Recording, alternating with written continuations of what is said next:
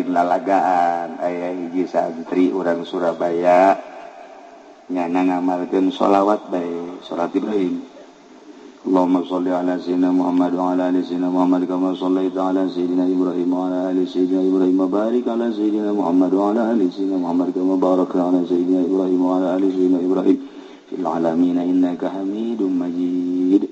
Saminggu 4.440 di Surabaya nyana nganterkeun dulurna zaman di Halim Perdana Kusuma. Begitu dulurna asup nyana dia milu asup teu kadeulean ku penjaga, asup ka kapal nyana dia milu asup ka kapal teu kadeulean eta mah geus ngan di jerona teu kabagian kursi kan atuh merekan pan nyana itu boga pisah ajeun geus kana mah cicing tapi teu kadeulean datang aman biasa datang ka Jeddah dan lain sebagainya ke Mekah teu kadeuleut. Ieu berkat maca sholawat Ibrahimiyah. Terus saya ke Madinah, terus balik. Ngan pas dek balik di Jeddah, timbang barang, kemudian paspor, nyana kan teu boga. Tanya paspor teu boga, kadeuleu, tanya nama kadeuleu, barang balik mah kadeuleu. Meureun di dinya kurang wirid gajeun ku kumaha ge tah. Kadeuleu tanya tah, teu ditangkep ku askar. Tangkap langsung disijin jadinya langsung sidang. Begitu di sidang aya nu ngabantuan seperti kos gitulah kaayaanna nyana bahwa nyana ngawirid itu teu kadeulean kabeh heraneun askar ge. Polisi Arab, polisi Mekah heraneun ku taajub-taajubna akhirna tetep dikembalikeun ka Indonesia. Masya Allah ta ieu wiridan hayang ka Mekah mah ka kiai mana bae ge eta jampena tah maca sholawat Ibrahimiyah 4.444 saminggu. Cenah itu moal diburu-buru ieu mah ye ba'da salat 7 ngan ba'da subuhna 40 hiji. Coba ge minimal ente kajun kuku mah ge ngimpi mah kudu ngimpi ka Mekah. Ya ngimpi ge untung. Masya Allah. Da ieu sholawat manjur luar biasa. Salamullah. Assalamualaikum warahmatullahi wabarakatuh.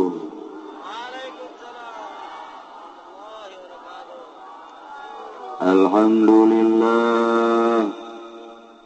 Assalatu wassalamu ala Rasulillah wa ala alihi wa sahbihi wa mawalah amma ba'du. Qala Allah ta'ala fil Qur'anil Karim wa huwa asdaqul qailin. A'udzu billahi minasy syaithanir rajim. Wa dzakir fa inna dzikra tanfa'ul mu'minin. Langkung tipayun urang sami-sami nyanggakeun puja sinareng puji ka Gusti Allah anu Maha Suci. Parantos masihan tina rupa-rupa nikmat ka urang sadayana, terutama nikmat anu kacida pisan ageungna nyaeta nikmat iman sinareng Islam. Shalawat sinareng salam mugia dilimpahkeun ka junjunan alam Kangjeng Nabi urang Kangjeng Nabi Muhammad sallallahu alaihi wasallam, katut ka para kaluargina oge ka para sahabat-sahabatna rauh para tabi'in asbat tabi'in al-mukarramun para alimil ulama, para asatid, para tokoh agama Islam, bil khusus ka kiai anu pangsepuh-sepuhna nu hadir di tengah-tengah haplah urang, yakni Kiai Haji Sapri oge Kiai Haji Jueni. mudah-mudahan nu karolot-kolot diparanjangkeun umurna, nu ngarora mah ditihalakeun. Sakijue ini untung. Nu jelas mah seluruh para kiai, para qori, alhamdulillah katingali rempug ngariung ngaronyok di dieu di bumina almarhum Kiai Haji Jaya can di bumina Kiai Haji Nurjaya rerencangan simkuring waktu dicaringin sekaligus guru ulah guru kayaknya naklukeun kebo manggeus dibere jampe naklukeun kebo ciduhan bae cakna leungeun haju taplokkeun ka irung sorangan salah tante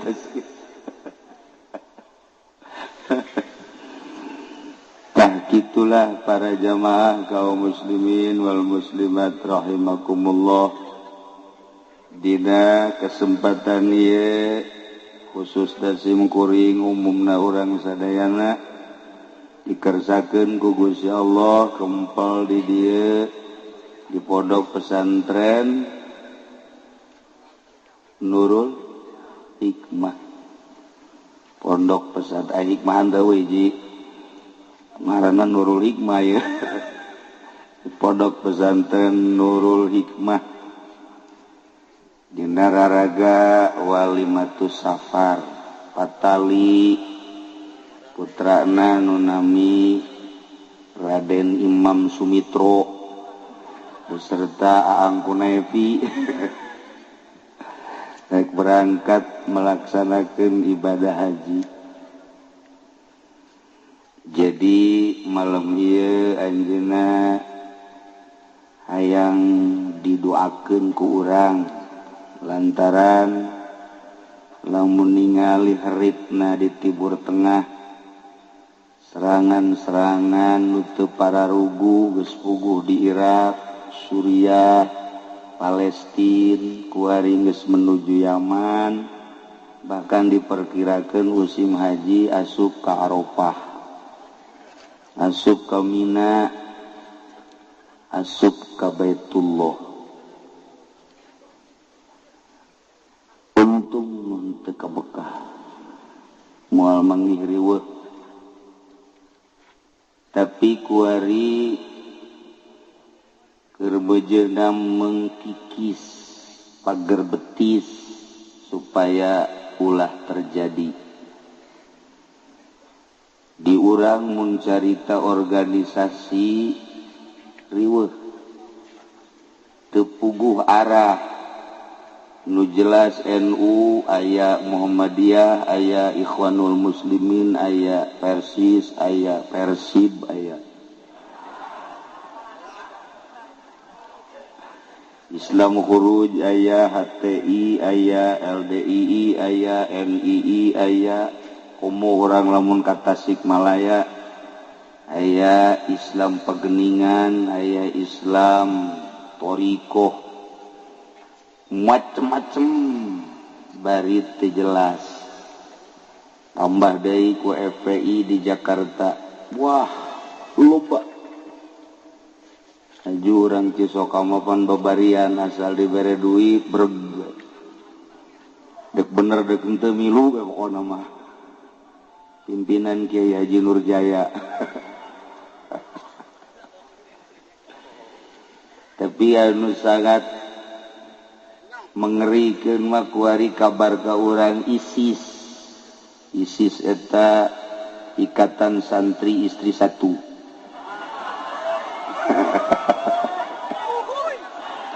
jadi ulah anu nyandung santri mah asup ka ISIS Ikatan Santri Istri Satu lantaran sieun ka nu kolot nagalak.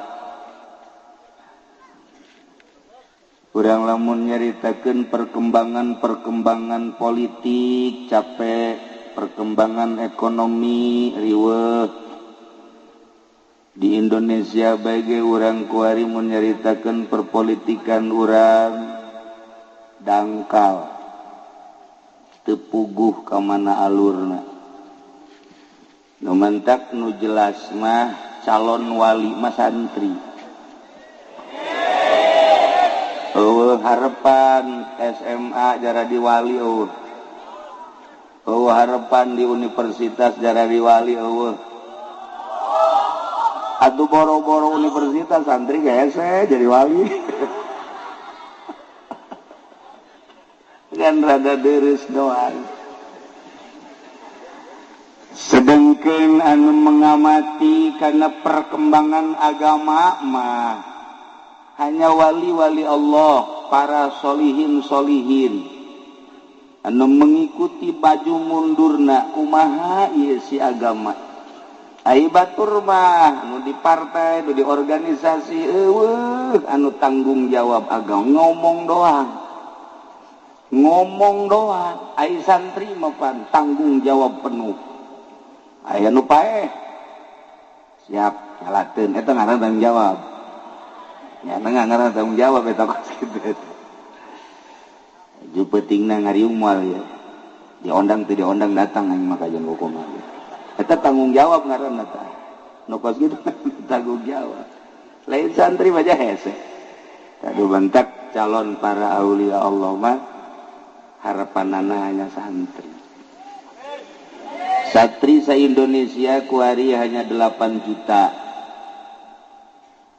Anu tegap nyantrina 4 juta, nu 4 juta runtuh.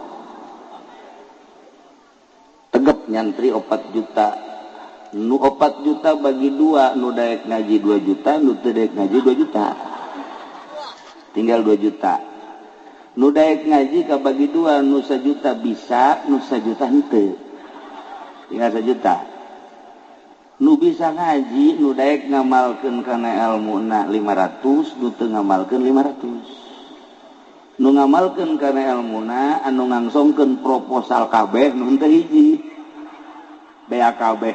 Budak terjara di wali kabeh. Gugur di tengah jalan. Sementak aya bahasa kuari mah Islam di dunia bagaikan singa tidur. Jadi keur molor di singa ieu. Ngan di gudang-gudangna teu aya gudang. Asal datang ka pae mah singa ieu. Jadi urang mun dongeng-dongeng nu kos kitu teh puyeng. Jeung moal eureun-eureun. Eueuh tanggung jawab da di Indonesia makana agama. Ente ulah katipu ku partai, ulah katipu ku organisasi. Dek memperjuangkeun nu mana bae henteu rek ngagungkeun agama. Eueuh hiji poin diasupkeun ka rancangan undang-undang anu memang di jerona dek ngalaksanakeun agama. Eueuh hiji-hiji acan teu meunang di Indonesia ngasupkeun di rancangan undang-undang tentang agama. Boro-boro agama anu dianggap pokok jilbab bae hiji datang ka saiki wede ora tuntas-tuntas gitu. Mengkono di Indonesia mah bloon kabeh. Wah asana mau ge nyanding ya. Tah adu batak ulah katipu urang geus beta nu geus bangeus kahareupeun siga hade. Raramean mararamean bae ulah diasupkeun ka hate ku santri mah. Sebab asal asup ka hate wassalam gesan da pula ya tinggal sakieu deui di Indonesia tinggal 8 juta deui jan nu modern mah teu kasupkeun kana santri tah mah mandalungan tah mah nu kitu mah nu asli santri nu sabtu tadi teh eta sakitu deui. Aduh jan kapotong ku nu bobogohan. Aduh kapotong ku HP bae. Ya Allah. Lamun urang nyaritakeun alam mimiti alam teh alam arwah. kemudian ke alam dunia isuk pageto alam barzah ke alam mahsyar ke alam akhirat. Di alam arwah Kangjeng Nabi Ibrahim dipanggil ku Gusti Allah. Cek Gusti Allah, Ibrahim gerokeun seluruh manusia seru ku anjeun supaya daratang ke Mekah ngalaksanakeun ibadah haji. Matak di Al-Qur'an dijelaskeun wa adzin fin nasi bil haji ya'tuka rijalan wa ala kulli dhamiri yatina min kulli fajjin amiyya. Wallahu a'lamu bimuradih wa adzin fin nasi wahai Ibrahim gerokeun ku maneh manusia supaya ngalaksanakeun ibadah haji ka dieu ye ka Mekah. Engke lamun kumaneh digerokeun jelema bakal ngajawab. Mun ngajawabna sakali bakal ka Mekahna sakali. Mun ngajawab baheula 2 kali ka Mekahna bakal 2 kali. Lamun ngajawab 3, 4, 5 dan selanjutnya bakal ka Mekahna sesuai jawaban baheula. Mata Kangjeng Nabi Ibrahim naik di alam arwah ke Jabal Abi Kubais, tinggal ngaran kuari jadi istana Raja Pahat kuari Abdullah. Kangjeng Nabi Ibrahim opat jihad mimiti ke arah barat kemudian ke arah selatan timur utara bahasana akur. Cak Kangjeng Nabi Ibrahim ayuhan nas innallaha farada alaikumul hajja fahujjuhu sayana Allah geus mardukeun ka aranjeun kabeh munggah haji. Hayu geura marunggah haji. Eta manusia aya nu ngajawab, aya nu henteu. Mun ngajawab sakali, mun 2 kali, mun 3 dan selanjutnya ngajawabna ku bahasa labbaik Allahumma labbaik. Mudah-mudahan ware di dieu baheula ngajawab. Sehingga babari berangkat ibadah haji ka tanah suci. Terserah kumaha bae carana. Beres Kangjeng Nabi Ibrahim ngegerok iblis CS naik. Cak iblis aing ge bisa nurutan kos kitu ieu. Hebat iblis ge. Ayuhan nas malah pasehan iblis sial. Ayuhan nas innallaha farada alaikumul hajja fahujjuhu. Hei manusia orang Cisoka tak iblis ditambahan ku Cisoka tak iblis belon Allah geus bardukeun munggah haji kamarana coba hayu geura marunggah haji urang Cisoka brong kabeh ngajawab labbaik Allahumma labbaik anu 2 nu 3 nu 4 tah lamun baheula ngajawab seruan Kangjeng Nabi Ibrahim hajina haji mabrur. Lamun ngajawab seruan iblis bakalna jadina haji mardud. Pan tadi mah urang Cisoka ngajawabna tina ngajawab seruan. Tuh, sia nu ngomong kan? Mardud sia. Nauzubillah min. Nu mantak aya 2 tipe engke jelema teh munggah haji teh. Aya anu hajina mabrur, aya anu mardud. Babari tamang geus sakitu beta. Haji mabrur ayakuna ayarji'a khairan mimma kana sapulangna ti Mekah leuwih bagus tibatan memeh ka Mekah. Lamun jelema munggah haji balik ti Mekahna leuwih bagus tibatan memeh ka Mekah, gas tunjuk rame-rame mabrur. Anu mabrur teh geus teu asing deui. Al hajjul mabrur laisa lahu jazaa'un illa jannah surga. Lamun balik di Mekahna leuwih gore minimal angger bekos gitu berarti hajina mardud. Memeh munggah haji tilok make kopiah tas munggah haji ge teu make kopiah. Memeh munggah haji teh sok bobonceng si mbak balik teh boh tambah jeung si embok.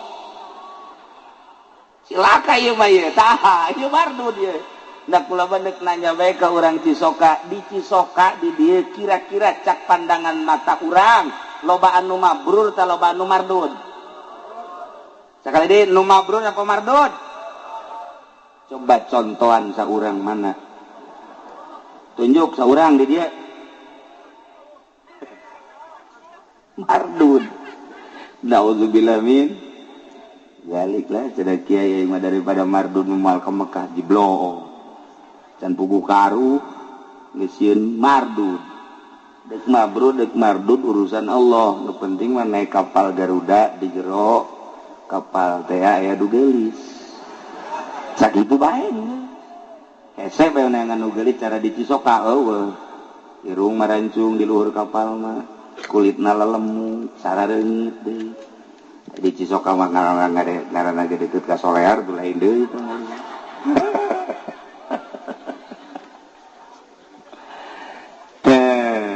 Ieu carita haji.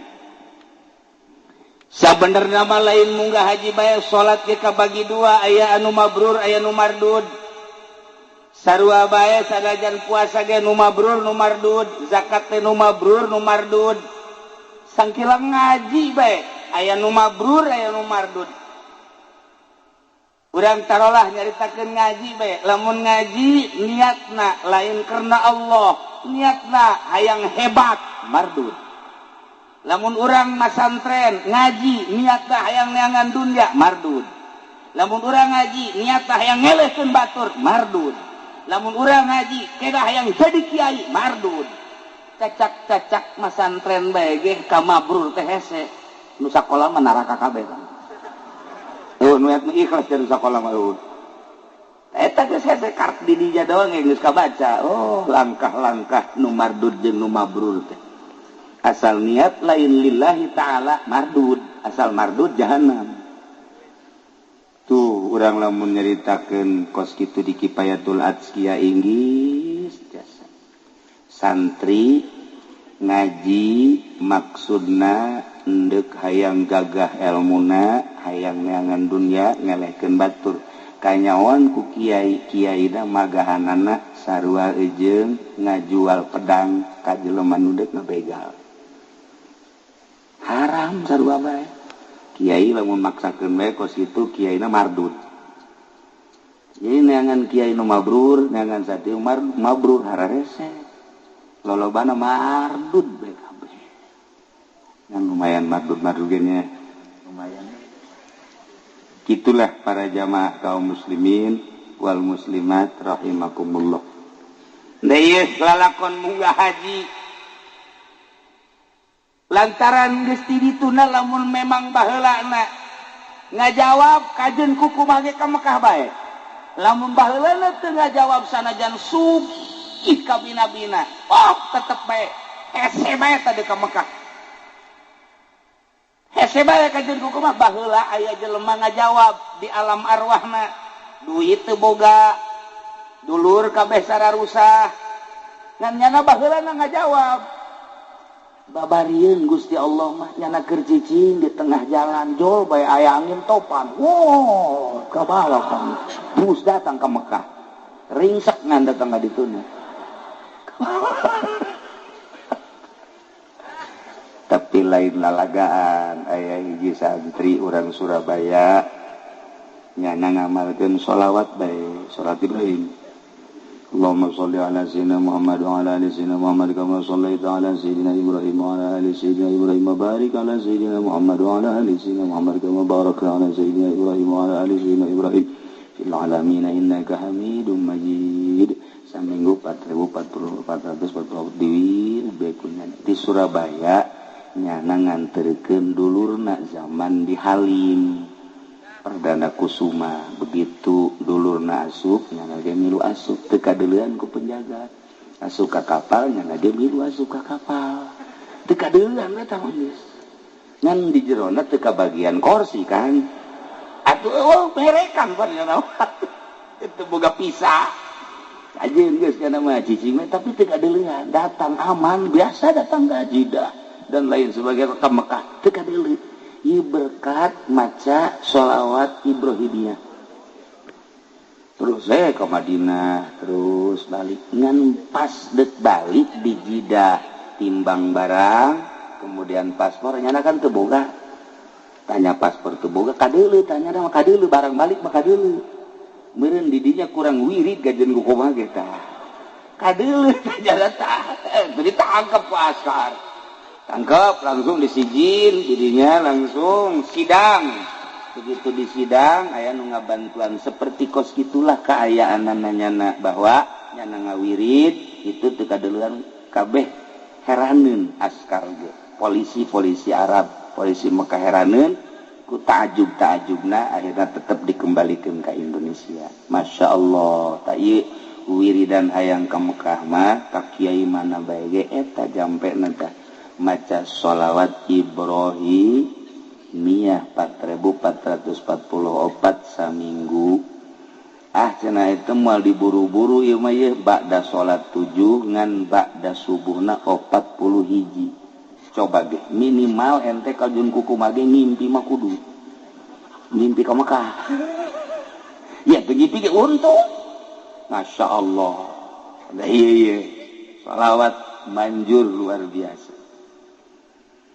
Gitulah cerita di alam arwah nu jelas mah jelema macem-macem berangkat ka tanah suci terserah kabeh gerak Allah deuk kumaha ge ke di persidangan akhir di akhirat nyangakeun sadaya-daya nu penting kuari mah urang daftar berangkat baheula mah bisa direncanakeun hayang tahun ieu hayang tahun itu hayang tahun itu hayang 5 tahun sakali kuari mah hese di Tangerang geus 12 tahun kuari bahkan 13 tahun mun kuari daftar umur 60 tahun tambah 13 tahun berarti diperkirakan datang ke berangkat umur 70 pae 73 tahun nah iya mayoritas kan di orang antara 63 64 dan tabasa bodoh urusanana jelas kos gitulah di urang teh kos kitu nah iya berangkat ke tanah suci rek ningali Baitullah rek muteran Baitullah rek sa'i hari nu ngabangun Baitullah saha kiai nu ngabangun Baitullah pertama malaikat Jibril dilanjut ku Kangjeng Nabi Adam alaihi salam kebelah dieuna terus ngan anu aya dina Al-Qur'an adalah Kangjeng Nabi Ibrahim alaihi wa idh yarfa'u Ibrahimul qawa'ida minal baiti wa Ismail rabbana taqabbal minna innaka antas sami'ul. Kangjeng Nabi Ibrahim teh urang Sam nu kuari keur perang Suriah. Kangjeng Nabi Ibrahim diinstruksikeun supaya ka Mekah dibawalah Siti Hajar dalam keadaan gede beteung. Berangkat ke tanah suci datanglah kawadi kajurang lembah Mekah ngaranna didinya teh can aya ngabentuk Baitullah model kieu didinya dipanggieunkeun saung ku Kangjeng Nabi Ibrahim Siti Hajar tina tangkal korma sabagusna jeung sarekepna sapira palapah korma langsung disaungan beres disaungan sapoe 2 poe 3 poe Kangjeng Nabi Ibrahim teh diinstruksikeun deui titah balik deui ka Suriah culak-cileuk langsung naik kana onta cek Siti Hajar ka Ibrahim kakak meureun lagi saruanya kira-kira gitulah ieu bangunna ungkak-ingkik bae endeu ka mana teu ngajawab Kangjeng Nabi Ibrahim pan bangun dek berangkat tengah jawab Kangjeng Nabi Ibrahim ku sebab neuleuh pamajikan beteungna keur gede secara manusiawi cek Kangjeng Nabi Ibrahim banyak kudu ditinggalkeun pan ieu teh pagawean aing banyak kudu ditinggalkeun mah tapi instruksi Gusti Allah Ibrahim indit deui ka Suriah katilu kali cek Siti Hajar lamun memang ka Ibrahim kudu berangkat dek ditanya bae ieu kahayang sorangan atau parentah Gusti cek Kangjeng Nabi Ibrahim parentah Gusti lamun parentah Gusti nyanggakeun sok berangkat abdi berarti bakal diurus ku Gusti Allah ulah sieun-sieun Kangjeng Nabi Ibrahim langsung berangkat teu ngaliuk saya tiketik-acan Kangjeng Nabi Ibrahim begitu Siti Hajar nyarita model kitu blong berangkat eta teh aya hikmah urang lamun nganterkeun masantren ka anak nah begitu deuk balik ulah nyileuk turutan kanjeng Nabi Ibrahim. Geus bae begitu orang naik ke mobil, balik urang. Ulah ieu mah dadah. Mal betak sia kan hukum mah ge. Segala dadah segala mal betak geus bae sakumaha diceun anak urang. Geus ulah anak sangkilang dadah dan geus teu aing mah teu main dadah-dadahan.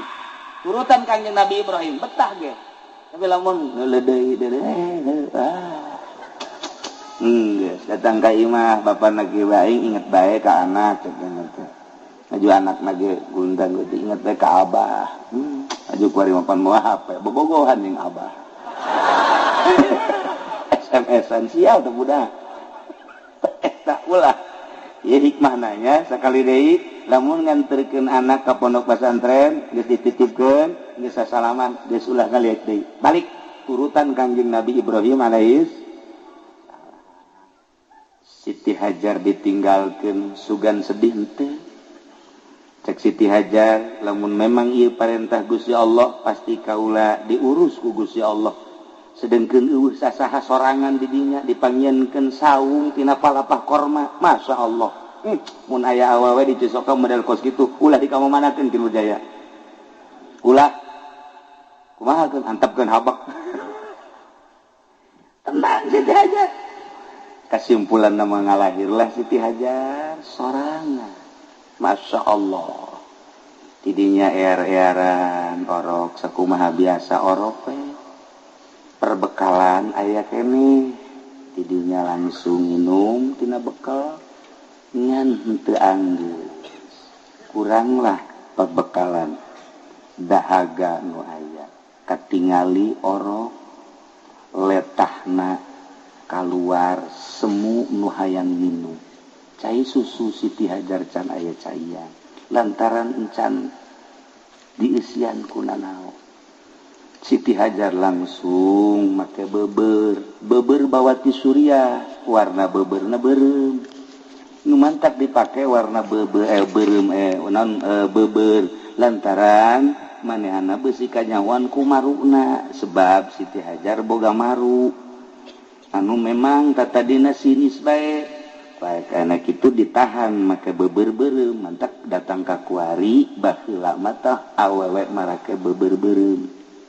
eta teh ti dituda ti Siti Hajar. Kuari mah geus teu make beubeur awewe teh. Make bidan bae geus. Entak darah rayut kuari mah awewe. Boga anak hiji, boga anak dua sareng mu hamil bae kitu. Baheula mah ipis beuteung lantaran make stagen, make beubeur rapi. Jadi boga anak 12 teh teu gendut. Kuari mah boga anak hiji, boga anak dua bau. Sakumaha eneng kolot.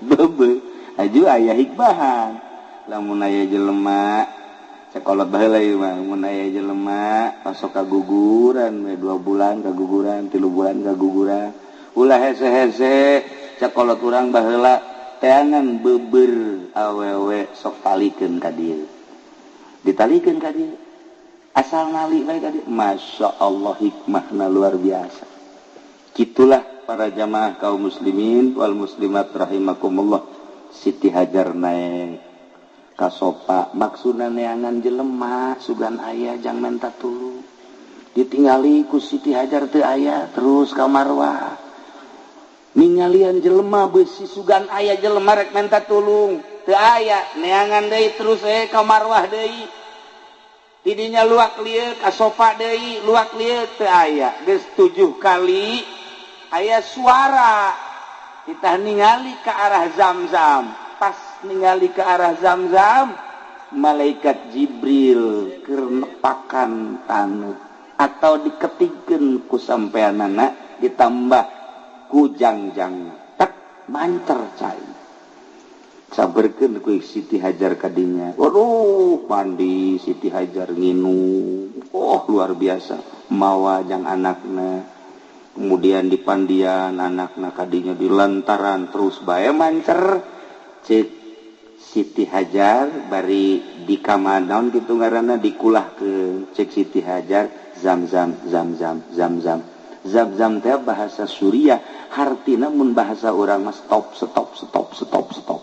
jadi eta Zamzam teh cai stop sebenarnya stop gip urang mah eureud ulah terus bae jadi we ngaran zam-zam jadi mending ngaran kurang mah cai eureun sebenarnya eta mah eta stop zam-zam duh gede kitulah carita zam-zam masyaallah kitu carita Siti Hajar teh 7 balik ti sofa ka marwah ti marwah ka sofa ti sofa ka marwah ti marwah ka sofa jadilah kuari syariat mimiti urang toab sanggeus tawaf kemudian sa'i 7 balik didinya cukur beres geus sakitu haji eta umroh tinggal aya wukufna bae ka Padang Arafah babari doa Kangjeng Nabi Ibrahim istimewa Kangjeng Nabi Ibrahim teh ngadoa ka Gusti Allah di samping Rabbana taqabbal minna innaka antas samiul alim wa tub alaina innaka antat tawwabur rahim.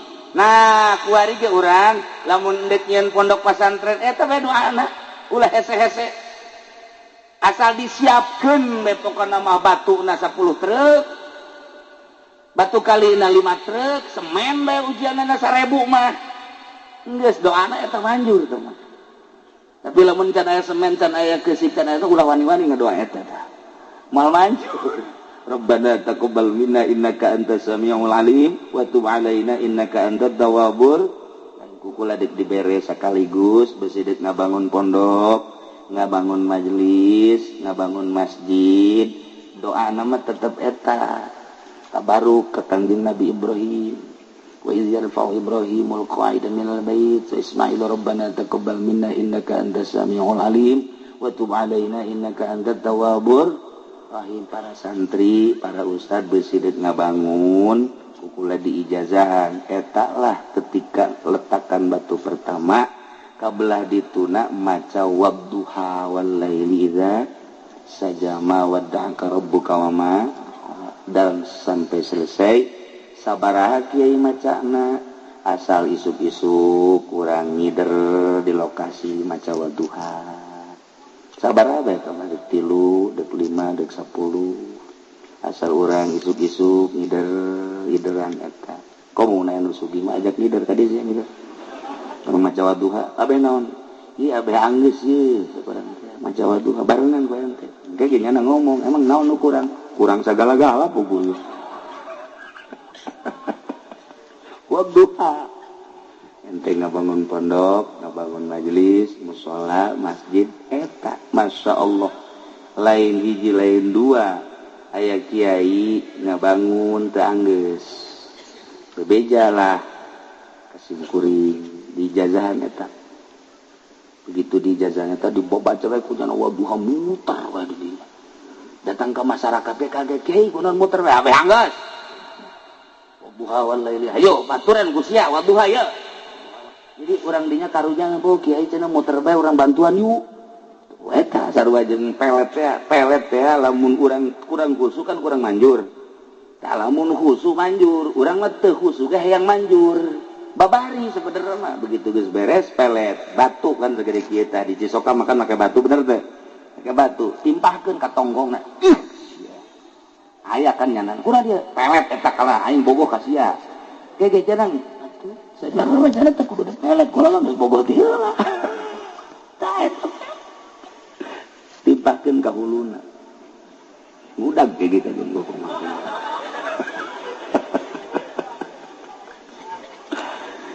tahilah lalakon tentang Baitullah dibangun ku Kangjeng Nabi Ibrahim setelah Kangjeng Nabi Ismail gede gancang carita bae kan gede tah Kangjeng Nabi Ismail teh dilonggo ku Kangjeng Nabi Ibrahim panjang dongengna ieu mah singkatna dongeng bae gede akhirna Kangjeng Nabi Ibrahim minta dibantuan ka Kangjeng Nabi Ismail dek ngabangun Baitullah Kangjeng Nabi Ibrahim jadi tukang basna Kangjeng Nabi Ismail kenekna langsung nu nyodor-nyodorkeun batuna Kangjeng Nabi Ismail nu jadi basna Kangjeng Nabi Ibrahim begitu dibangun terus ngaluhuran teu kasodorkeun maka Kangjeng Nabi Ibrahim nyieun taraje jang naik bentukna batu dikadinyakeun batuna ditumpakan ditincak ku Kanjeng Nabi Ibrahim langsung batu ngapung sorangan eta kos dongengnya kos dongeng batu ditincak esteger ngaranna ketika beuki luhur batuna ngapung sorangan atuh teh batu bisa ngapung sorangan aya tanagaan di mana sahanu ngaremot eta seberapa batu tapi batu naik sorangan beuki luhur beuki naik beuki luhur beuki atuh seberapa teu make batu ge bisa ieulah keajaiban mukjizat Kanjeng Nabi Ibrahim alaihi salam. Nah kuari ayat ditinggalna ngaranna makom Ibrahim lain kuburan makom Ibrahim teh esteger ayat tapakna dirinya tapak sampean Kanjeng Nabi Ibrahim. Masya Allah dibongkar ku suhu di Arabia sababaraha kali eta lantaran ngahalangan geus sabaraha doser murun potong dipotong diamankeun lah makom Ibrahim teh esteger urut ngabangun Baitullah. Jadilah Baitullah seperti ayeuna ngan kungsi runtuh kemudian dibangun deui kurang saeutik dikurangan lantaran nu halal hijir Ismail.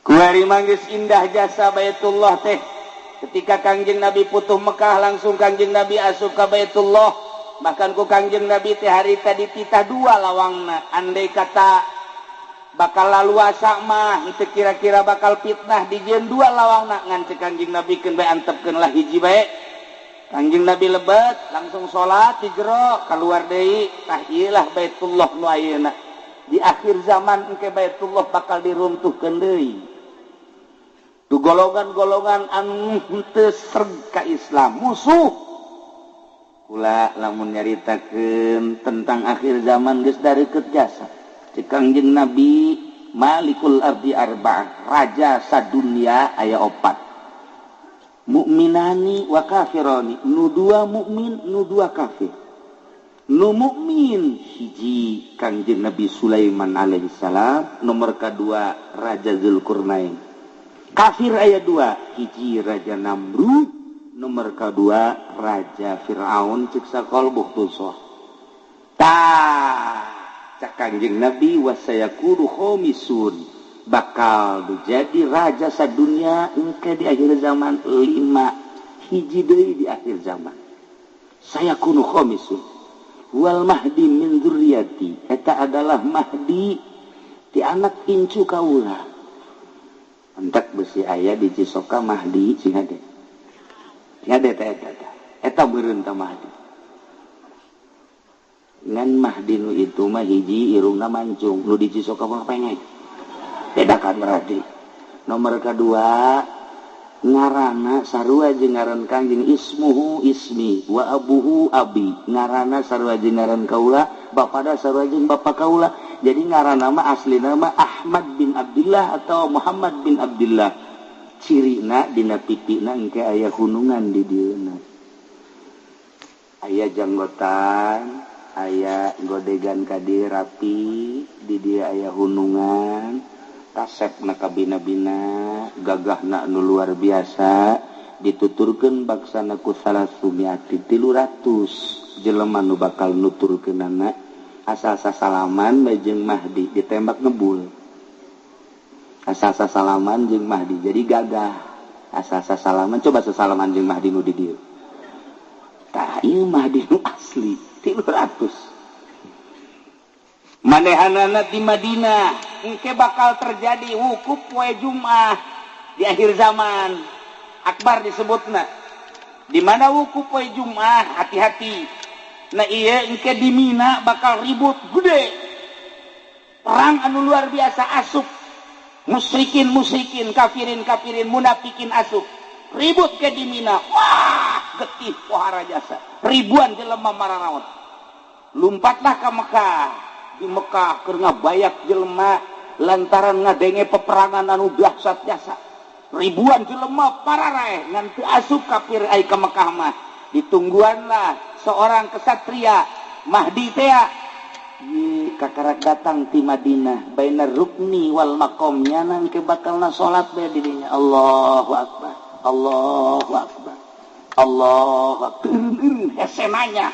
Allahu akbar hese jang nanya lantaran salat deui Ari Ki Nurjaya mah pan hese salat nanya deui sabalikna teh deui urang mah babari jeung nya mah ngobrol kebo segala eneng segala sapi waktu duha ge teh waktu jam duha terus bae mencit teh ngesel teh dan lain masalah sih ji dan sabalikna jeung Mahdi bae Mahdi mah kesempatan jak ngobrol salat bae urang mah kesempatan salat ngobrol bae nah ieu Mahdi setelah manehanana istirahat langsung datang langsung ditunjuk Mahdi teu daekeun ngaku tetep dibeat bahwa anjeunna Mahdi kulantaran disumpah karak ngaku ana Mahdi mulai datang nyana nyerang ke Suriah heula jadi berarti bibit nama di Syria nu kuardisan tidinya bakal ka Irak tidinya terus ke Palestina tidinya terus ke Iran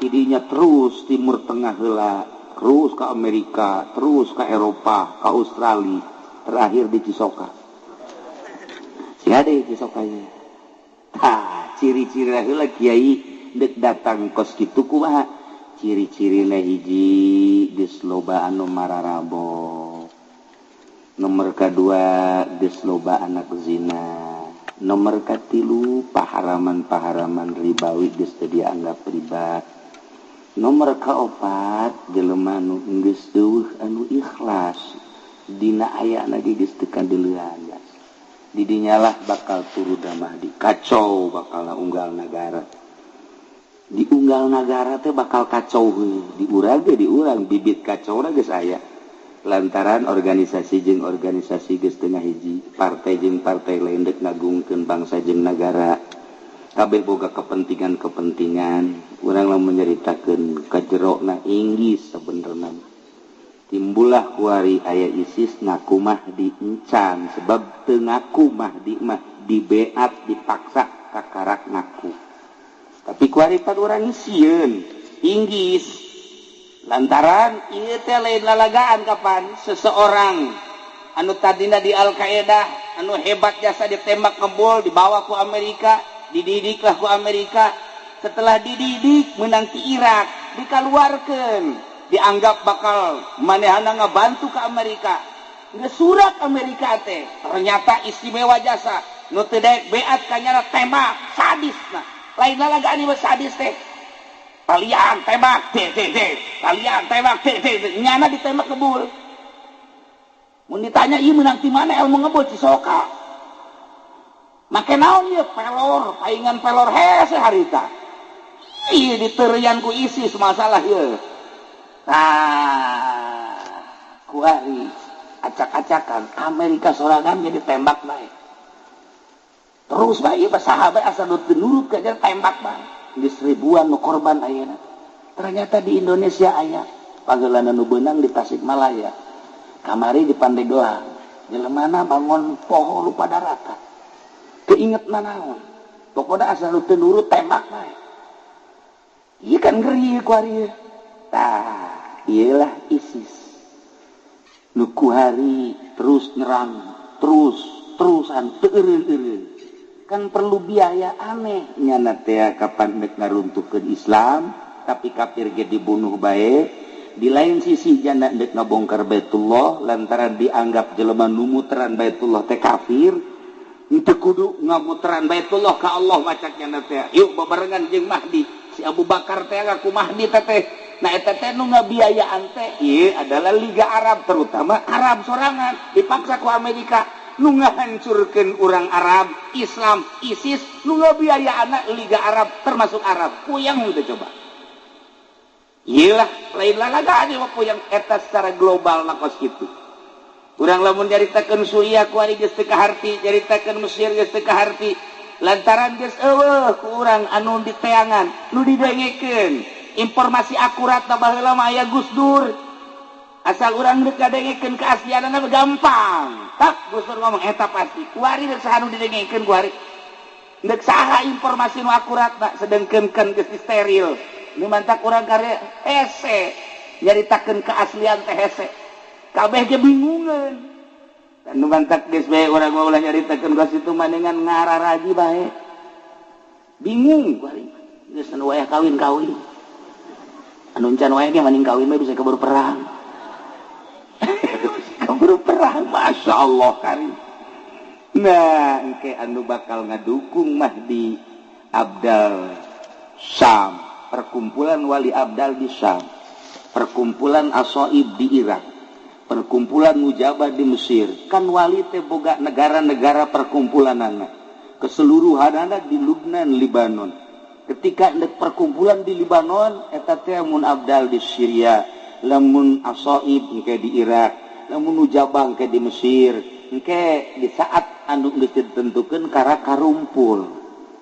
Eta kapan loba jason mantak teu meunang urang nyarekanan urang Syria ku Kangjeng Nabi. Sebab sadajan buang kawarah di dinya loba aulia-aulia Allah. Itu kene Irak sangkiang ge brutal ulah dicarekan ke Kangjeng Nabi sebab di dinya lah perkumpulan para aulia Allah anu bakal ngajungjung tinggi agama Allah teh urang-urang eta. Nah ieu keur carita di akhir zaman geus darareukeut jasa rasaan teh masyaallah. Mun guru urang kamari nyaritakeun Mahdi asa jauh keneh.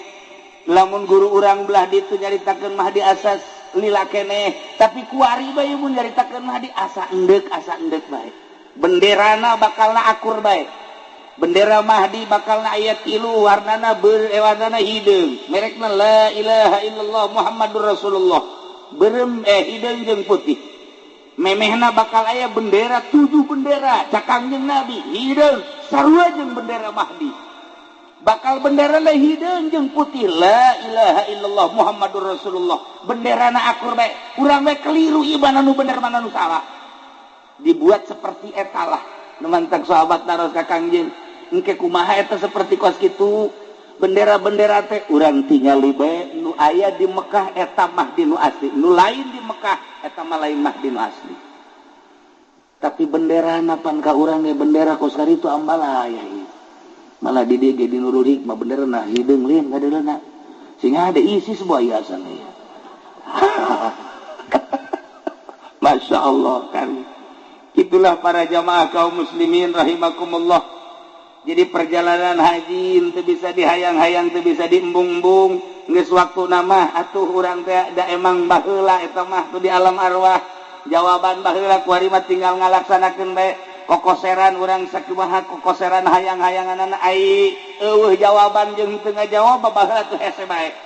Henteu bae kajeun kumaha ge nu mentak cak soleh teh mah yang ka Mekah mah 2 surat. Nomor kahiji surat Waqiah, nomor kedua surat Tanah. Nu babari mah surat Tanah. Tereh teh mah ka Mekahna kajeun kumaha. Tuh nya para jamaah kaum muslimin wal muslimat rahimakumullah, itulah urusan tentang haji, urusan tentang Baitullah, urusan tentang sa'i nu jelas kabeh ge ieu memerlukeun iman, memerlukeun yakin. Lamun teu make iman tur teu yakin moal bisa. Ku iman jeung ku yakin. Iman ayana di pendidikan Islam. Pendidikan Islam nambahan iman jeung nambahan yakin. Di luar pendidikan Islam iman hararese, yakin makomo. Urang ngageserkeun kayakinan kan hese ieu. Ngageserkeun kayakinan teh hese. Urang teh kuari yakin kieu yakin mah. Aing mah ieu kayakinan aing mah lamun teu dahar lapar, atuh kajeun kumaha ge kitu bae. Sebab kayakinanna urang mah kana dahar bae. Lamun kayakinanna kana dahar, sanajan isuk-isuk ka dahar uduk 2 piring ke jam 10 ditanya geus dahar encan. Ai tadi tama uduk lain dahar. Sebab can yakin dahar, sebab yakinna dahar. Ta ieu kehese jase gageserkeun kayakinan ibadah jadi santri teh ya. Mimiti ngaji amil, aju ngaji jurumiyah, ngaji alpiyah, terus ngaji johar maknun mantek, cuman dan lain sebagainya gampang dong. Kabelah dia ngaji usul fikih ya warokot, usul naon gitu gaya tulis jamul jeung enteng dong kos itu. Lah babari sama nu hese ge, nu hese ieu gageserkeun kayakinan. Eta mah sakadar ilmu yakin, tina ilmu yakin supaya datang ka ainul yakin. Ti ainul yakin supaya datang ke hakul yakin. Iyalah nu hese eta manu tadi olahanna sakadal olahan lohir tapi hayang ngageserkeun kayakinan kudu make olahanna olahan batin. Nah ngolah batin iyalah nu hese nu dedeleanana lain make dedelean nu ieu tapi make dedelean nu ieu dedengiana lain make dedengian nu ieu tapi dedengian ieu aambeanana lain aambean nu ieu tapi aambean nu ieu mun geus bisa ngageser dedelean dedengian jeung aambean lain nu ieu tapi nu ieu kakara jelema eta lah nu patut dituturkeun ku urang. Ieu kuari kamari kula kadatangan kiai ti Banten aya 10-an meureun ka imah ngobrol lah carita tentang Banten istimewa Banten mah tuh lantaran ku kula didongengkeun nyana dongeng kula dongeng lamun urang nyaritakeun tentang keistimewaan Maulana Hasanuddin eta mah moal aya deui datang ka Iih Rahaje. Emang kunaon cenah kiai kieu di antarana keistimewaan Maulana Hasanuddin teh begitu datang ke Banten Maulana Hasanuddin mah ngisingna di Banten sabulan sakali pamajikanana ngisingna saminggu sakali. Coba pamajikan ke Nurjaya atau pajikan urang lah ulahnya bae itu cerita batin. Urang sok jarah bae teh jaho dongengna. Masya Allah muringkak bulu urang ngadenge kitu mah. Maulana Hasanuddin mah sabulan sakali ngisingna, pamajikanana saminggu sakali. Digenggerekeun ku Maulana Hasanuddin. Ngising mah lulus ya mah teu hirup teh iraha ibadahna. Saminggu sakali masih digenggerekeun. Pamajikan urang mah subuh ngising. Jam 7 ngising deui. Mata sarapan jam 9 deui. Engke tas dohor bodol. Atuh bae aku ngising bae irah maca Qur'ana. Apa majikan Maulana Hasanuddin saminggu disinserikeun ku Syekh Maulana Hasanuddin. Iraha ibadahna teh mangising bae. Tidinya lain marah. Ningkatkeun ibadah pamajikan teh langsung dikurangan dahar, dikurangan minum. Alhamdulillah jadi sabulan sakali. Ngadenge pamajikanana ngising sabulan sakali, Maulana Hasanuddin 6 bulan sakali. Turutan ku sia. Eta urang mah mun ngadengeng kos kitu apa iya apa memang kos kitu. Mantak bisa hiberan ge, nu mantak teu eureun-eureun di zarahan ge. Kukula dodongeng kos kitu tanyana malalongo bae. Aya sejarahna. Nu mantak buku keaslian kewalian Maulana Hasanuddin teu sambarangan ge. Lantaran naon ieu tah ilmuna nu hese ge. Masyaallah karim. Tah tidinya lah pamajikanana bae ge eta geus bisa sabulan sakali gisingna. Berarti kan dahar cara biasa. Dahar ya cara. Urang mah datang ka Nurjaya teu dibere ngariung teu dibere berkat bae ngancam. Awas ya Nurjaya ku aing. Mondang deui moal ieu. Teu diberkatan tolol teu budak. Bapak Hasanuddin mah 6 bulan sakali ngising. Ya Allah ya Rabbi. Eta urang carita ngising mah kos kitu. Ngap biasa pan teguh teger Banten teh dicekel ku jelema nu model kos kitu. Masya Allah. Tak kula maksudna dongeng kos kitu teh lain naon sebab kieu neangan coba di Banten ku ari nu apik tarolah ulah apik cara Maulana Hasanuddin ulah apik cara Syekh Maulana Yusuf ulah apik cara guru-guru orang nu kamar hiji be ulah nyokot duit ti pamarentah basa kitu tak apik urang ku ari. Eta bae heula tah teger agama kajen kukumaha ge. Ulah ngajukeun proposal dibere ulah daek aya teh etik mah. Nurjaya seuri, kadena aing gede cek nya teh. Moal anggeus-anggeus. Tah deuleu pancer urang Syekh Maulana Hasanuddin. Nu mantak manehanna mah kapan istimewa jasa. Ku 7 bae ge ku 7 ku 3 la ilaha illallah pan bisa hiber. Ku 3 la ilaha illallah dongengna. Masya Allah dibawa Syekh Maulana Hasanuddin teh Syekh Syarif Hidayatullah ke Mekah diasupkeun ka jas ka dieu asup jas ka dieu asup ke nongol teh kudu kos manuk dibawa ke Mekah di ijazahan talqin baca ulah nafas tarik nafas beres beat langsung sok baca 3 kali ulah nafas tarik hiber 3 la ilaha illallah bisa hiber di Mekah ka Banten. Coba ente 3 bae tilu hiber geus teu kudu kumaha ka pondok masing-masing coba geus peureum bae kieu bae ngabagen bae coba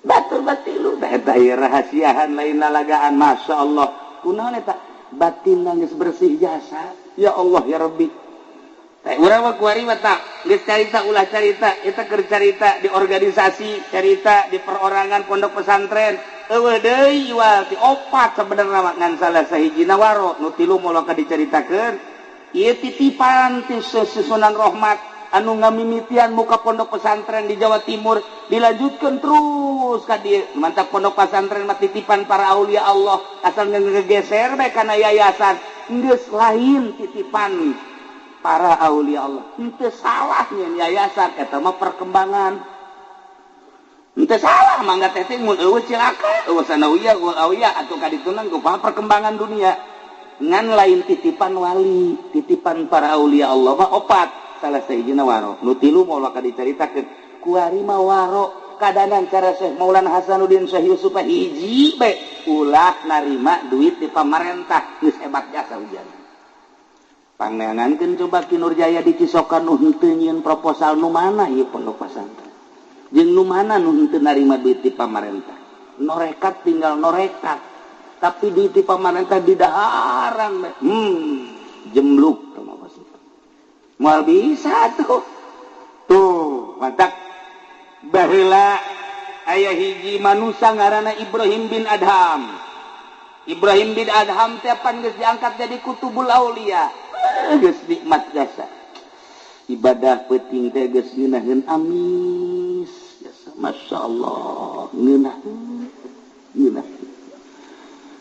pernah ngimpi dibawa ke surga pernah ngimpi manehanana babarengan jeung para mursalin para nabi geus dijelaskeun bahwa tempat anjeun ieu surgana geus senyum bae masyaallah nyana ngadoa ka Gusti abdi ieu pan geus jadi makhluk surga nu ku abdi dipenta abdi mah hayang nyaho tatangga abdi kuari saha engke di surga nu babarengan jeung abdi nu deukeut ka abdi dibere ilham Ibrahim bin Adham lamun maneh hayang nyaho babaturan maneh tuh aya di Mesir ngaranna eta tempatna di dinya teang nyana ti Baghdad langsung berangkat ke Mesir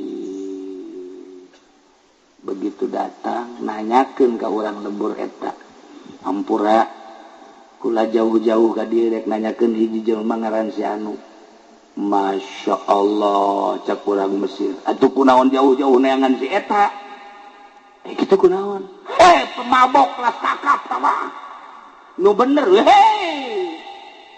nyaah katingali anjeun mah dina tarang tukang sujud katingali dina pis tukang ibadah katingali dina kentel tukang zuhud katingali dina mata tukang cerik kol neangan jelema tukang mabok maning indit ka ditu apa ininya nya iya eta tukang mabok di dieu mah jelema eta teh raja mabok aduh nyana kieu we cangcaya Ibrahim bin Adham teh aing mah nyai ja ilham berarti ti setan meureun eta ngadoa aja aing teh ieu ngadoa ka Gusti menta saha pibatureun ka di sorga mah nya setan nu ngabisiki teu kaharti tapi aing gadege informasina ieu ku jelas-jelas teuing akhirna nyana cangcaya ngan begitu dek balik bebeja tempatna bae di mana tempatna tuh tempatna nu itu tuh lah taman dek balik dek henteu ke geus neuleuh maka jeung barang neuleuh bener di dinya aya 40 manusia keur mararapok wah keur ngagaya kok duh mabok nu naon ai nyana mah diuk bae kieu bae kieu begitu geus ningali nyana balik deh digerok hai Ibrahim kadieu jauh-jauh ti Baghdad hayang kapanggih babaturan di sorga geus datang kunaon indit je pan nyahoon wah cak Ibrahim aing eleh ye kunyana ye ayo ka dieu mendak ka dieu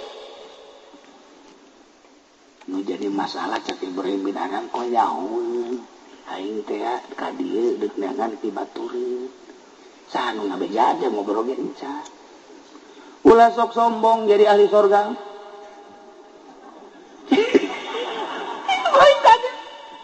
jadi dicarekan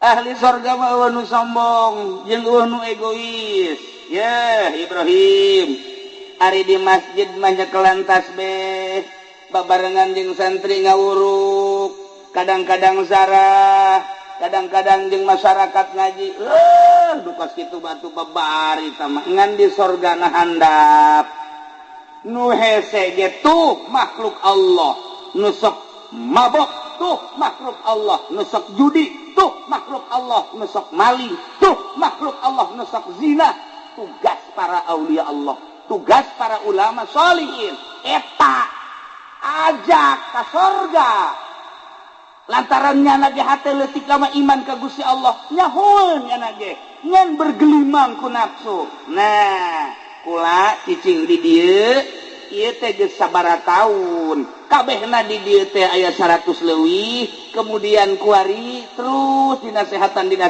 tinggal 40 nah maneh mun bener-bener hayang jadi batur kula di sorga gantian tugas kula tah 40 nasehatan ku maneh ge waduh santri aing bubar sakna tuh kos gitulah para aulia Allah nu mantak ge begitu diangkat jadi kiai lain tambah ngeunah sabenerna mah mantak diangkat jadi solihin teh lain tambah tenang diangkat jadi wali teh lain tambah uncang-uncang tambah tugas ketika orang jadi kiai baheula nyantri beuh dahar ge jeung peda beuh wehan teh jeung lauk asin ku Allah teh dipake ka cinta dibisakeunlah ngaji dititipanlah ilmu wari geus jadi kiai boga majlis boga murid masya Allah mobilna geus sakumaha showroom nu leutik teh ditanya kunyana apa jadi takabur atuh aju deui dakwahna ge pilihan lamun ka daerah anu amplopna gede ieu boleh lamun anu moal eta kos kitu kok jadi kos kitu atuh tah tugas wali tugas ulama seperti tadi cek Ibrahim bin Adam mah geus satu kula tuh boga tugas wali mah geus ieu kana nasehatan opat ieu dinasehatan ku Ibrahim bin Adam nganasehatan pemabok malah lain cara santri mah dinasehatan tieu ka dieu lalaunan geuna lain nu mabok kudu kumaha oh carana kieu cek manehanana poe ieu nyana mabokna ieu 5 sloki na isuk mah kena 4 bae sia ulah 5 4 ke isukna 3 Ki Nurjaya mah bisa minum nyana ge dirinya deui atuh cilaka tah mah lain nganasehatan anjlub ieu hese kita kitulah nu mantak ararane para aulia Allah mah dek naklukeun jelema tukang mabok kudu babarengan jeung nu mabok naklukeun jeung jelema anu tukang judi kudu babarengan jeung tukang judi naklukeun jelema anu sok judi ina main gaple catur dan eta kudu ancluk eta lah hese tugas para aulia Allah teh samar nu mantak loba jelema nu leungit dileungitkeun ku Gusti Allah imma leungit hirup-hirup wa imma secara zahir maot padahal teu maot dipindahkeun matak lamun Maulana Syekh Maulana Yusuf kuburanna aya 3 di dunia lamun Syekh Maghribi kuburanna aya 5 di dunia ulah aneh lamun Mbah Bolong kuburan aya 9 ulah aneh kos karitulah kula ziarah ka Yordania di dinya aya makom Nabi Musa alaihi salam zarah deui ka Baghdad aya deui makom Kangjeng Nabi Musa alaihi salam masyaallah di ditu Yusa di dia Yusa carua ulah aneh emang kos kari itu jelema gede deket kapan Yordan Baghdad kok di dia aya di ditu aya kos gitulah jelema-jelema galalede mah masyaallah karim nah gitulah para jamaah kaum muslimin wal muslimat rahimakumullah sakadar urang make mata nu ieu ceuli nu ieu irung nu ieu ribut nu aya teu meunang ngadenge kiai teu meunang ngadenge nu sugih teu meunang ngadenge nu gagah hasud aya tapi ketika make nu ieu tiis nu mentak Tuan Syekh Abdul Qadir mangeunaheun bahasana ulah pesimis ngaheurepan kaula mah lantaran mun boga papanggulan teu kabawa kula siap manggul mun kira-kira henteu kabawa ku MT kula nu mangmawakeun mun kira-kira henteu nyaho jalan ka akhirat kula bakal nuduhkeun kira-kira henteu nyaho kana pimaknaeun secara hakiki kula bakal nuduhkeun ngan ulah deuleu zahir kula nu dideuleu adalah pelaksanaanna yu urang babarengan nina matak waktu Sayyidina Ali begeunaheun biasa ngomongna lam a'bud robban lam arah kaula mah moal ngaibadahan pangeran nu teu kadeuleu ku kula berarti kadeuleu ku Sayyidina Ali mah pangeran mun nyaritakeun kadeuleu kan lain ku mata ieu ku ieu dumatak turun temurna ti Kanjeng Nabi ka Sayyidina Ali ka Sayyidina Husain terus tinggal urang endek jeung henteuna jeung siap apa henteuna jeung masakatna deui nah urang mah begitu kuari ngeuneunahan bae barang urang jadi jelema ngeuneunahan baheula mah daek puasa kuari mah henteu baheula mah daek masakat kuari mah henteu iyalah nu bakal cilaka kitulah para jamaah kaum muslimin wal muslimat rahimakumullah jadi urang tingkatkeun iman tingkatkeun amal tingkatkeun Islam kumaca la ilaha illallah jaddidu imanakum bila ilaha illallah minimal ba'da salat 3 kali maca la ilaha illallah sing gletuk anu maot jadi tu Kiai Abbas minggu ka tukangna saminggu nikahkeun kula kemudian besan milu ngabesan Karangkas Bitung ka Kiai Endim peutingna maot berbarengan jeung eta di dieu Ki Hamzah maot berbarengan jeung eta isukna di Garut deui maot deui teu muriang deui loba jasa ieu nu maot teh masyaallah karintahkeun bae nu maot mah ngan urang mah mun maot mudah-mudahan aya dina ridho Allah Subhanahu wa ta'ala aya dina keur ibadah ka Gusti Allah Subhanahu wa ta'ala sakitu bae mentana jadi embung-embung pae mah datang bae dihayang-hayang aya encan mah henteu bae nu penting mah dikiraha bae maot asal aya dina ridho Allah Subhanahu wa ta'ala kitulah para jamaah kaum muslimin wal muslimat rahimakumullah balikan deui al hajjul mabrur laisa lahu jazaun illal jannah beudu balik di Mekah teh tas ibadah haji kemudian ziarah ka Kangjeng Rasul emang kumaha gitu panu ibadah haji mah begitu datang ka Jidah kadeuleu nama ku urang Arab malulu padahal mah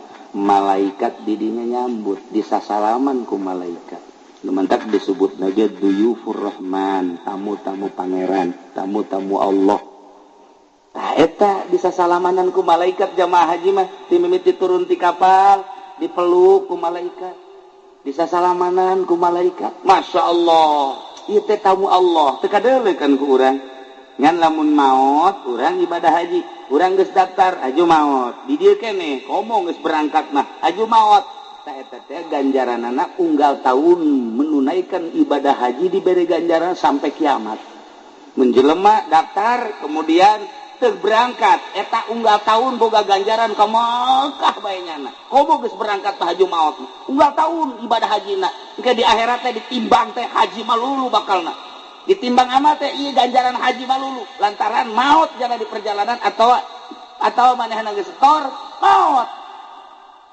lamun dibandingkeun ku urang maningan urang daftar haji maot apa maningan ka Mekah lamun ka Mekah kan sakali tapi lamun maut unggal tahun kamu maning mana? Tetap orang embung bayaran, embung bae orang mah. Ya Karim, masya Allah, tah itu cerita ganjaran ke Mekah anu luar biasa. Oh datang ke Madinah, ulah disangka Kangjeng Nabi teu ningalikeun, ulah boga keajaiban hiji. Waktu tahun 90 genep jeung almarhum Abah begitu zarah ka makom Kangjeng Nabi macet di ditu ka dieu ka ditu di babu salam teh pan kuari mah ka ditu kabeh keriba bisa di ditu bab Jibril bisa di dieu bisa macet anu luar biasa kula di dieu Abah di dieu ngahalangan Abah ka gencet di ditu ka dieu geus enak gencet luar biasa wah asana ieu mah paeh di dieu asana paeh cak kula ieu ini ningali Abah kula ge geus kikituan bae nu saja nu sarua macet ngadu di ditu ka dieu eta langsung bae hadiah ka Kangjeng Nabi langsung nya Kangjeng Nabi nage aya hadiah beres kunaon aya jelema jangkungna gedena jangkungna ti di jelema biasa kaluhur 1/2 meter ti jelema nu biasa kaluhur ke tengah meter di sisiran bukna kasep irungna mancung teu make kopea terus make baju putih ka dieu teu make jubah putih teu make sorban seuri bae senyum bae blek blek blek blek blek pas di hareup blek leungeunna kieu segala mun tuturkeun renggang gede renggang we nyunahkeun jasa terus ka hareup barang datang zarah ka makom Kangjeng beres jarah terus jana kikian we hayu cek jana mah terus datang ke hareup temanggi sakali eta masyaallah ketika kuari ke kadedeleukeun bae beungeutna katingali rambutna katingali jubahna katingali asal ka Madinah we inget eta asal ka Madinah inget eta ongkos ka Cisoka bae asal ka dieu inget ka Kebo Haji Jaya asal ka dieu inget bae eta gitulah para jamaah kaum muslimin wal muslimat rahimakumullah naya keur carita ibadah haji pelaksanaan tina keyakinan urang iman urang ka Gusti Allah Subhanahu wa taala nu teu ibadah haji hayang sarua jeung ibadah haji sarua sakumaha nu ku Kangjeng Nabi dicaritakeun urang salat Jumat isu keneh salat Jumat sarua jeung ibadah haji al Jumatu hijul fuqara salat Jumat munggah hajina nu palalaki.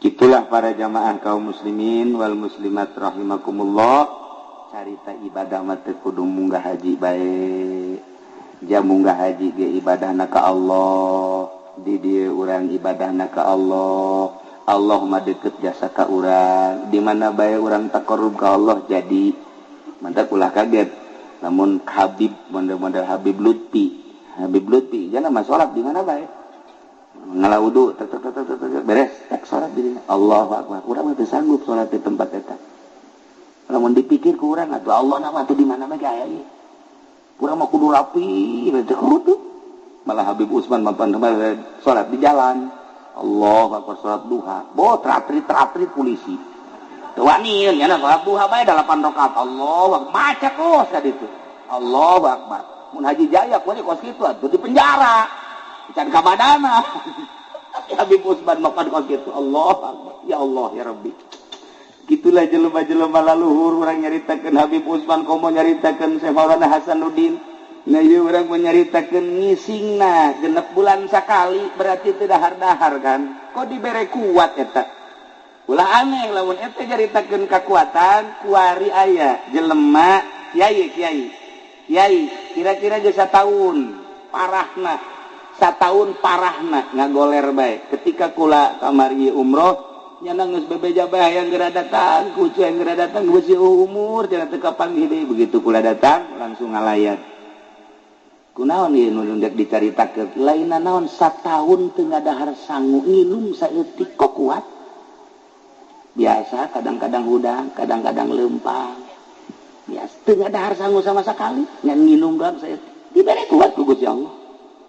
Jadi akhirnya diberi kuat pak, babari dia tahu muriang, sakitu muriang satahun mesti nggak dahar sanggup minumnya saya tik tadi anaknya datang deh, pukul ditanya, kumah ya, alhamdulillah cara bukan itu, aja dahar sanggup dan ente tengah dahar sanggup, tapi kuat, coba orangnya coba ulang dahar sanggup mulai itu esok, nan orang nyiapkan kuburan behelananya kurang,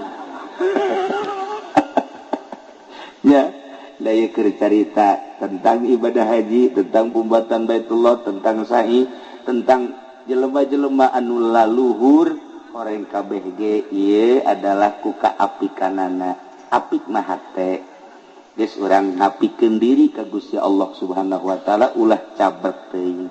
Di akhir urang doakeun mudah-mudahan putra Kiai Haji Nurjaya, imamna, aangna jeung sarombonganana iya mudah-mudahan diberi jag-jag ku Gusti Allah, diberi sehat ku Gusti Allah, diberi giat ngalaksanakeun ibadah hajina, bisa balik deui ka dieu kalawan salamet, teu aya halangan naon, itu keneh urang nu hadir di dieu, mudah-mudahan urang kabehan bisa ningkatkeun ibadah ka Gusti Allah Subhanahu wa taala. Sakitu bae urang ngadoa ka Gusti Allah. Allahumma salli wa sallim ala sayyidina Muhammadin fil awalin wal akhirin wa barik wa sallim wa radiyallahu ta'ala an sadatina ashabi sayyidina Rasulillah ajma'in Amin ya Allah ya rabbal alamin. Allahumma hdina siratal mustaqim. Allahumma hdina siratal mustaqim. Allahumma hdina siratal mustaqim. Siratal ladzina an'amta 'alaihim minan nabiyyin was-siddiqin wasyuhada'i was-shalihin wa hasuna ulaika rafiqa. Dzalikal fadlu minallahi wa kafa billahi 'alima. Allahumma ij'alhu hajjan mabruran wa sa'yan mashkura wa dhanban maghfura wa tijaratan lan tabura ya 'alima ma fis sudur. Akhrijna ya Allah minadh dhulumati ilan nur. Akhrijna ya Allah minadh dhulumati ilan nur. Akhrijna ya Allah minadh dhulumati ilan nur. Allahumma arzuqna ya Allah ilman nafi'a wa amalan mutaqabbala wa rizqan halalan tayyiba wa qawlan hasana wa imanan kamilan bi rahmatika ya arhamar rahimin. Rabbana taqabbal minna innaka antas samiul alim wa tub alaina innaka antat tawwabur rahim. Wa shalli wa sallim ala jami'il anbiya'i wal mursalin walhamdulillahi rabbil alamin. Wallahul muwaffiq ila aqwamit thariq. Wassalamu alaikum warahmatullahi wabarakatuh.